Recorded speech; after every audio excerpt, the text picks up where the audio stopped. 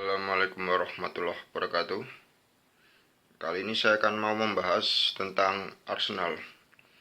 Arsenal ya, sekarang dilatih oleh Mikel Arteta, pelatih dari Spanyol yang sebelumnya sebagai pemain pernah bermain di Everton dan lebih terkenal lagi semenjak ia bermain dengan Arsenal dan sekarang menjadi manajer dari Arsenal atau pelatih dari Arsenal.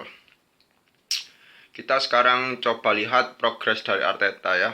Arteta ini mau mewarisi skuad dari Unai Emery, pelatih di semester pertama ya.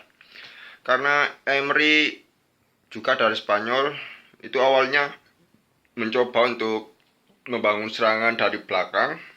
Jadi juga memainkan banyak passing, di mana ini ciri khas Spanyol. Namun ada yang pengamat bilang kalau Emery ini terlalu banyak terkena gol dari serangan balik, sehingga Emery akhirnya dipecat oleh Arsenal dan kira-kira putaran kedua lebih gitu Arteta masuk. Arteta ini sebelumnya menjadi asisten Pep Guardiola di MCT ya, tapi Arteta keluar dan menjadi pelatih Arsenal. Dan menjadi kabar baik buat Arsenal karena dilatih oleh mantan pemainnya sendiri. Diharapkan bisa lebih mudah untuk memperbaiki kelemahan Arsenal selama ini. Walaupun Emery dan Arteta memiliki kesamaan dari Spanyol, namun Arteta agak berbeda dalam menangani pemain, di mana Arteta tidak segan membuang pemain yang dianggap tidak cocok dengan atau tidak sesuai dengan ekspektasinya atau kriterianya. Contohnya adalah Guendouzi, pemain Krebo ya, pemain tengah Arsenal yang punya kemampuan mengalirkan bola yang cukup bagus, masih muda. Namun semenjak dilatih Arteta, Guendouzi dipinggirkan dan sampai saat ini masih diasingkan dari tim utama ya. Saya mendukung langkah Arteta karena tidak ada yang lebih besar daripada klub itu sendiri. Jadi pemain yang bandel ini sebaiknya memang harus diberi ketegasan, dan ini adalah salah satu kemampuan Arteta untuk menghandle pemain. Nah, itu harus dicontoh oleh manajer Indonesia ya. Lanjut lagi, kalau kita lihat skuad Arteta ini memang diwarisi oleh dari skuad Unai Emery. Namun Arteta juga mencoba untuk membangun akademi Arsenal dengan lebih kepada memberi kesempatan kepada pemain muda. Di sini terlihat bahwa semenjak ditangani Arteta, banyak pemain muda diorbitkan. Mulai dari Maitland-Niles, lalu Bukayo Saka, Nelson, Joe Willock, juga ada Nketiah ya. Berarti Arteta memang fokus terhadap regenerasi dan tidak melulu mengandalkan pemain senior di Arsenal. Di sini Arteta juga memberikan ketegasan di mana Mesut Ozil yang menjadi andalan Arsenal di beberapa tahun terakhir sekarang mulai dipinggirkan karena tidak sesuai, dianggap tidak sesuai dengan skema Arteta. Mungkin Ozil memang tergolong kreatif, bahkan paling kreatif di Arsenal saat ini, di mana dia memiliki otak yang bagus dan visi bermain yang bagus. Cuma di sini Ozil saya rasa kurang beradaptasi dengan skema Arteta. Jadi dia seperti dihapuskan di skema Arteta ini. Jadi Ozil harus beradaptasi agar ia beradaptasi dan mengalahkan dirinya sendiri agar bisa masuk di skema Arteta ya. Karena sayang, Ozil ini pemain yang potensial namun dalam tanda kutip agak malas dalam bertahan, sehingga di sini Arteta kurang suka. Menurut saya seperti itu. Tapi kita doakan Ozil kembali lagi karena saya sangat suka permainannya. Mungkin dia harus adaptasi lebih keras lagi karena di sini pelatih memiliki pengalaman berbeda dan manajerial yang berbeda, sehingga Ozil harus lebih lebih merubah gaya mainnya untuk tim. Nah, itu. Nah, di sini Arteta memang mengembangkan pemain muda dan Arteta juga memiliki beberapa formasi. Namun di sini Arsenal menemukan formasi yang bagus di ujung-ujung di ujung-ujung Liga Inggris berakhir, di mana Arteta saat menggunakan 4 back ini sering masih naik turun, up and down. Tapi ketika mencoba merubah menjadi 3 back, nah ini mulai terjadi kenaikan performa dan Arsenal poinnya naik, walau memang peringkatnya di 10 besar ya Arsenal, dimana peringkat yang mengecewakan, namun tidak apa-apa karena ini transisi ke pelatih baru, sehingga memang untuk peringkat ya tidak terlalu dipikir panjang juga. Yang penting bagaimana Arteta membangun tim muda ini. Jadi ketika Arteta menggunakan 3 back di sini, Arsenal amat terbantu di mana semua potensi pemainnya itu muncul. Di mana seperti pemain-pemain yang muda ini juga ikut terpacu untuk menjadi tampil lebih baik lagi, dan ini cocok untuk Arsenal karena Arsenal itu gini. Jadi Arteta itu pernah bilang kalau ingin menggunakan formasi 4-3-3. Cuma di sini ada puzzle yang nggak ada, dan jadi dia nggak mau pakai 4-3-3 ya, dimana dia ingin ada gelandang kreatif, tapi bukan Ozil ini ya. Jadi gelandang yang bisa mengalirkan bola dengan bagus. Di sini Arsenal saat ini tidak ada. Mungkin Guendouzi, tapi Guendouzi lebih agak ke dalam. Di sini lebih yang agak bisa menyerang dan membawa bola dengan bagus. Intinya gelandang kreatif yang punya kecepatan. Nah, Ozil kan kayak lebih lemot sebenarnya. Jadi Ozil ini terlalu tenang. Jadi lebih yang agak agresif. Nah, itu sebenarnya Arsenal ada di Ceballos. Ceballos itu pemain pinjaman Madrid. Itu musim lalu ada dia.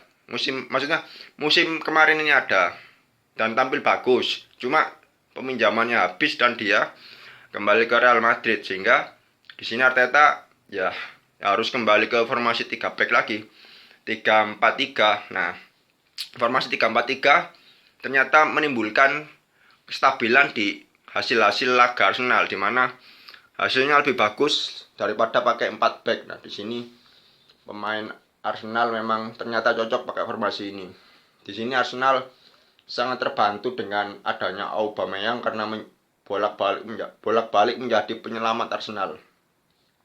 Dan Auba juga kabarnya masih terkendala kontrak baru. Kita lihat apakah dia tetap di Arsenal atau pindah karena usianya sudah 29.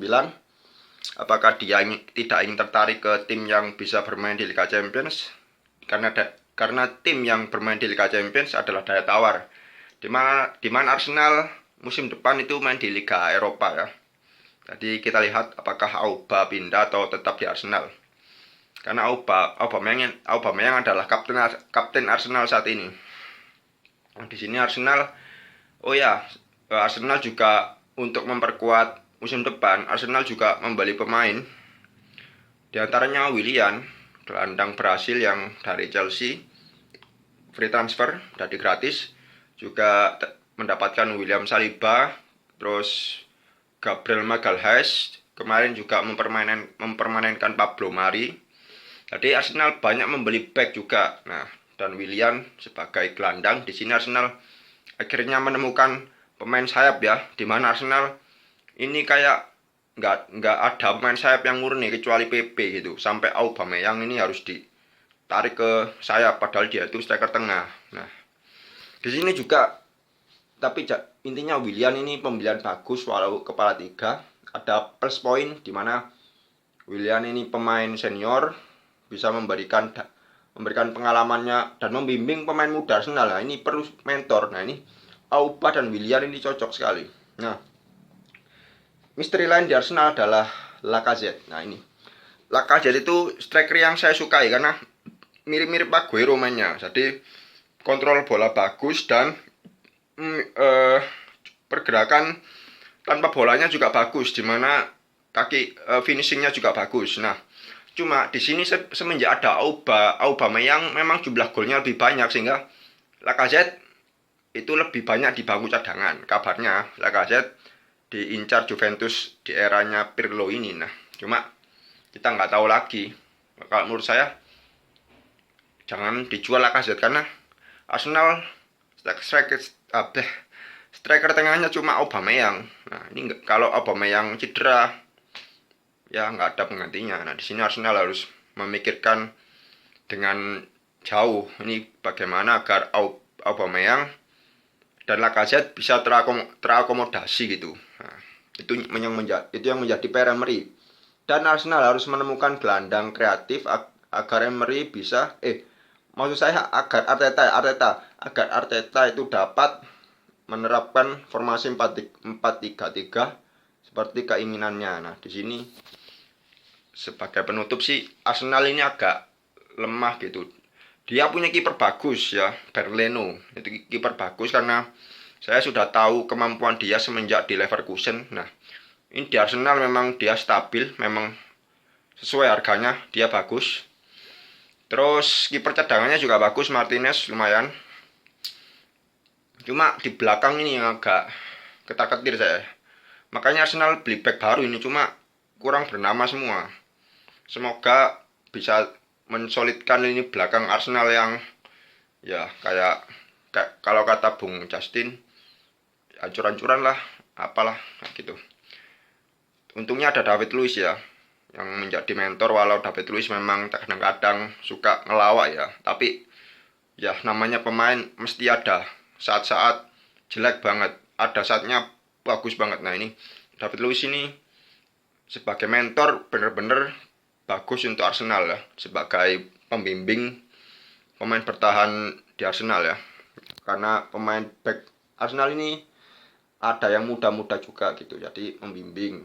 Nah, saya rasa memang Arsenal oke.